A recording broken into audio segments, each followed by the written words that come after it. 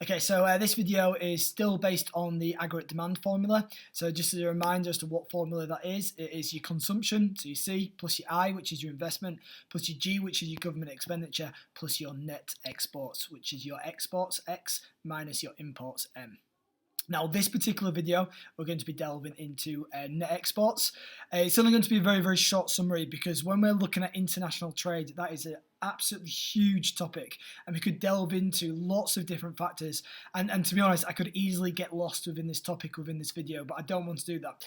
I'm going to assume that you're potentially just being introduced to aggregate demand, and therefore you just want an idea as to what we mean by net exports, and in terms of what could influence the trade in goods and services and other flows coming in and out of the country, and also how that impacts aggregate demand. So, to begin with, what do we mean by X minus M? Well, when we're looking at X minus M, we have to refer to exports as injections into the national income, and that's due to demand from overseas. So when we're looking at injections, clearly we're looking at the circular flow of income, and this money is flowing into the country because we're selling goods and we're selling services, and it could be a range of other factors, but we've got money coming into the economy, and therefore it's an injection into, let's say, the UK circular flow of income. And when we're looking at imports, well, that's the other way around. That's money flowing out of the country because what's happening is we're buying goods, we're buying services, or whatever that might be, but that's money being withdrawn from the UK's circular flow of income and their national income due to that demand for overseas, whatever that might be.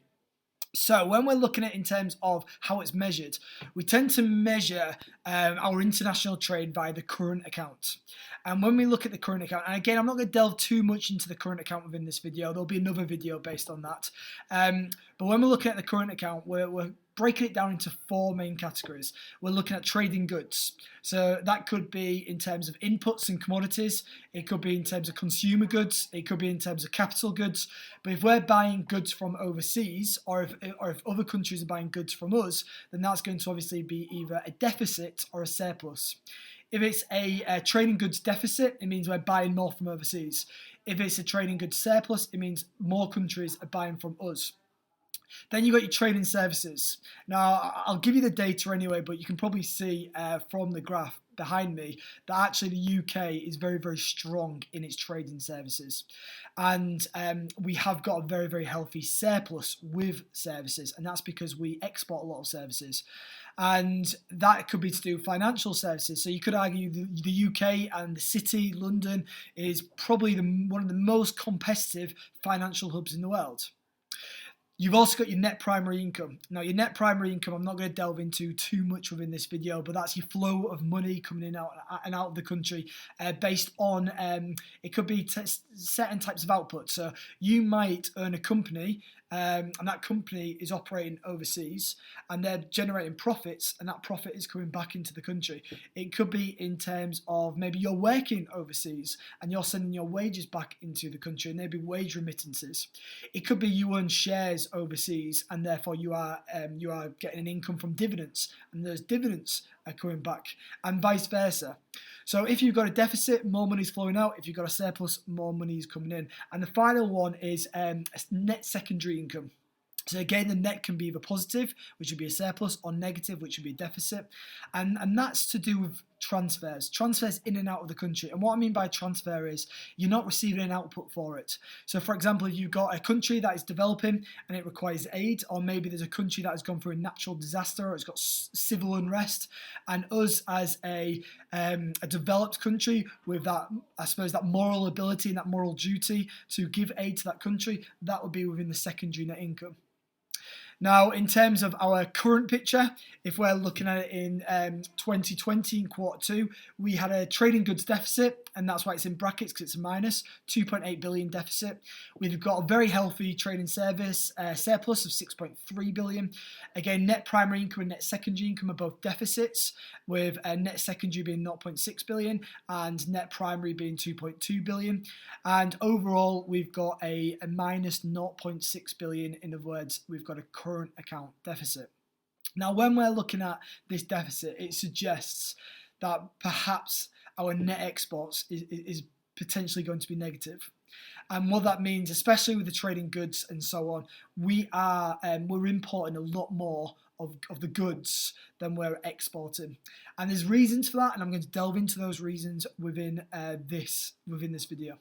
So when we're looking at the contribution towards GDP, we've already done that in terms of consumption. We've already done that in terms of investment.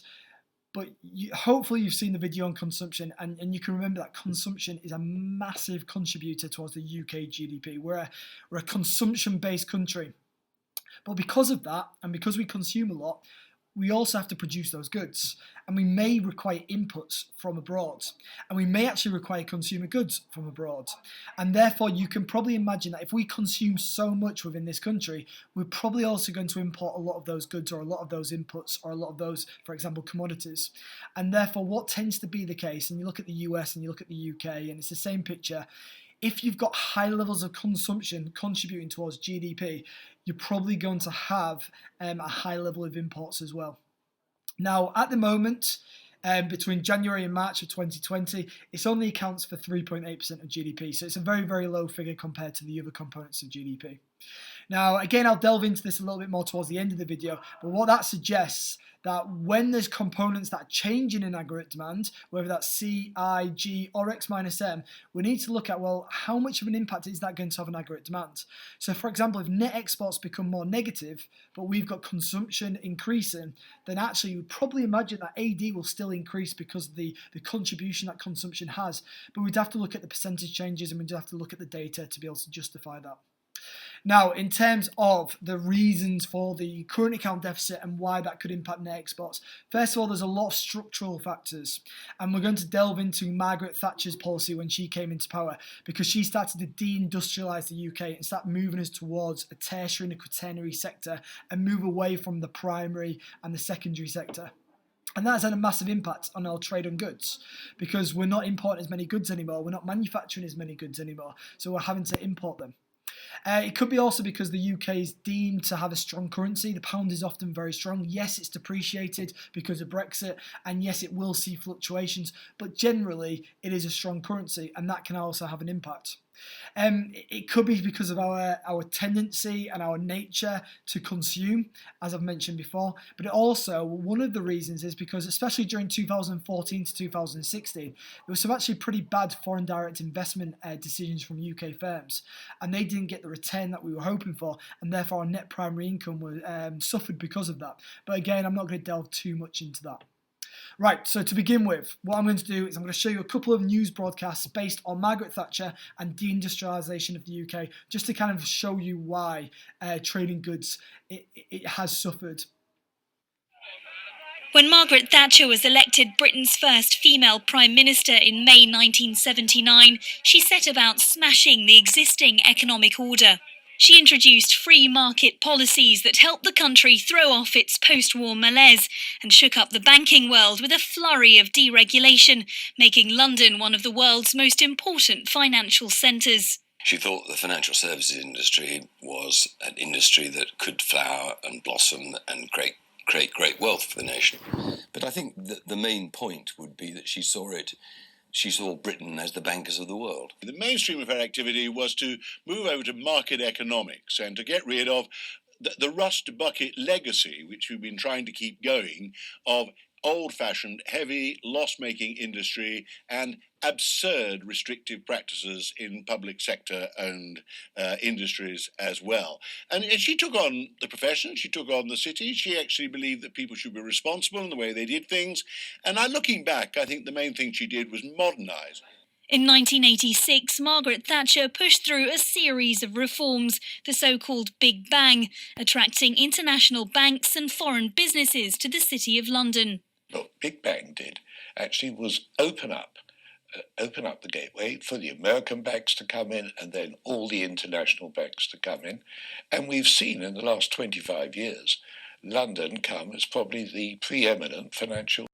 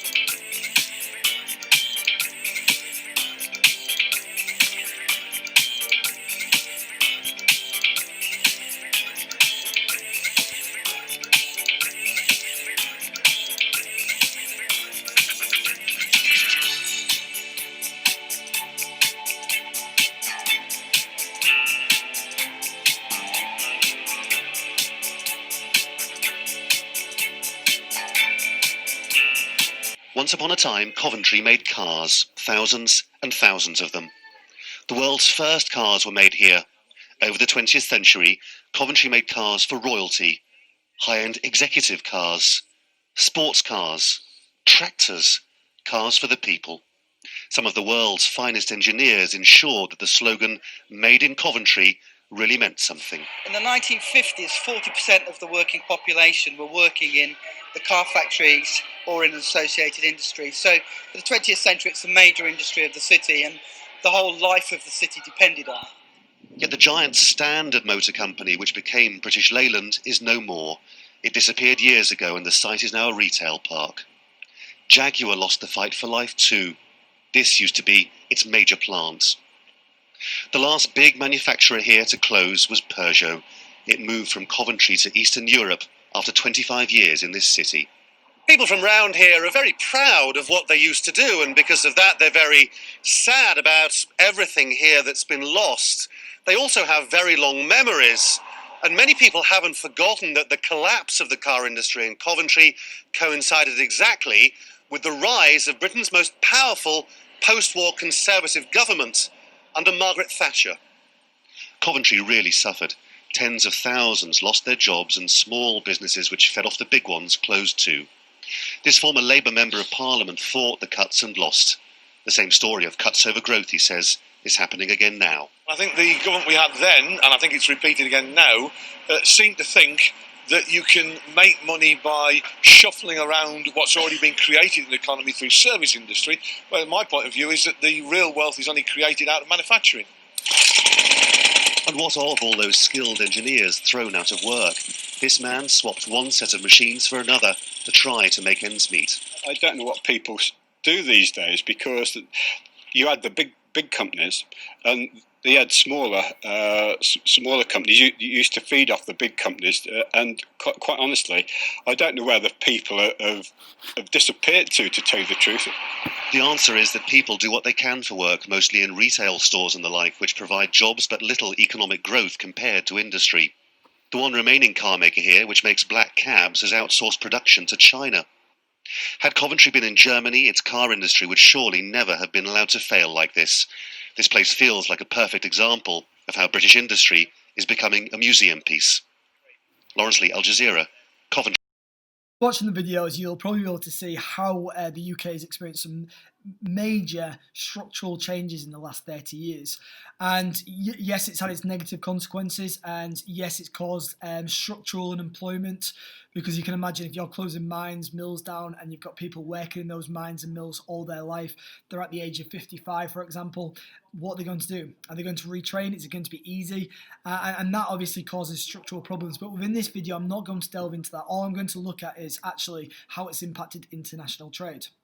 Now, in terms of looking at the graph behind me, and we can see how the UK has changed and started to shift towards tertiary and quaternary, that clearly explains why our trade in services is at a very, very strong surplus. But it also explains why our trade in goods is in a deficit. And when we're looking at Margaret Thatcher and her policies, we can delve into Keith Joseph, who is a very, very close ally of Margaret Thatcher. And what he said in a speech during this time was growth means change. And they strongly believed that the British industry was overmanned with too low earnings, too little profit, and too little investment. And they believed that they were loss-making industries and they were being propped up by the government. And the government felt that that spending was inefficient and it should be spent on more modern industries which could put UK on the map and not have that impact of international competition. Because when we're looking at steel, when we're looking at coal, when we're looking at other types of commodities, we were struggling to compete with the likes of China.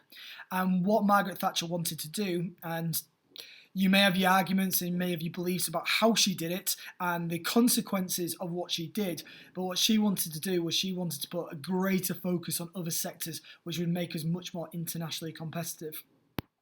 Now, in terms of, again, back to this speech, Joseph said this is growth, whether the new work is in an industry, a commerce or a service, public or private. The working population must choose between narrow job security, such as within the mines or the mills or whatever it might be, in one place propped up by public funds, or the real job security based on a prosperous and dynamic economy. And that's all well and good if you're based in London, but obviously we can see that north-south divide and how maybe the north of the country haven't had that investment. And again, the north of the country was the manufacturing hub of the country. So that's clearly had an impact as well. And again, nearly 1 in 4 of all manufacturing jobs have disappeared. And we can look at it from the car industry within Coventry and how that's meant that we're not producing as many of those products anymore, so therefore we have to import them, to steel and having to import more steel from abroad because we're not manufacturing them as much. And you can see the reliance that we have on imports. And if we continue to become more reliant, then obviously that means that trading goods deficit will continue to increase. Now, in terms of the exchange rate, I've already mentioned that the UK is a strong pound. It does fluctuate clearly, but when we're looking at strong pound, we can look at it from this acronym, and that's strong pound, imports cheaper, exports dearer. So therefore, if the pound weakens, we just kind of reverse it. Strong pound, imports dearer, exports weaker. And we can use that acronym to look at how trading goods and services can fluctuate or be impacted based on the currency. So when we've got strong pounds, our imports are cheaper, and that's good for a consumption type of economy where we require to import goods to sell domestically, and therefore we've got that strong pound, meaning that they're cheaper, but it also means that we are much more reliant on those imports. With exports being dearer, then obviously you could argue, does that mean they're less attractive, and does that mean that countries do not want to buy from us because it's too expensive? And that might be the case. But with both scenarios, you do have to consider price elasticity of demand. Now, I would probably argue that imports tend to be pretty price elastic, and therefore the cheapness of those imports will obviously have an impact. And with exports, some goods that we export will be elastic, but some will be inelastic. And therefore, when we think about it from services and we think about financial services, I would deem them to be price inelastic because of how competitive we are in terms of our unique selling points.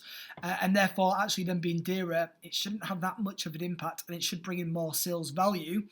But at the same time, you have to remember that for other goods which are elastic, we might suffer and we might struggle with. Now, I am going to show you a video now based on exchange rates and based on what happened after Brexit when the referendum results caused the pound to weaken. The pound has just taken a serious dive on Asian markets. Automated trading has been blamed for the drop, but the currency has been volatile ever since the UK voted to leave the European Union. Good news for Asian shoppers in the UK, however, as more than ever before arrive in London to do a lot of shopping. I like shopping, but yes, the price is down. Brexit. Because there's so many brands in here. You're here in Bond Street, and you have all the boutique shops. And then, of course, in Harrods and Selfridges, and you get all of those, everything being together, compressed. Here you can see a Chinese appetite for London, which has risen remarkably this year compared to last. So we're seeing a huge increase in the number of Chinese visitors relative to the same period last year. China's now in the top 10 of our most valuable international markets for the first time ever, and that growth looks to continue.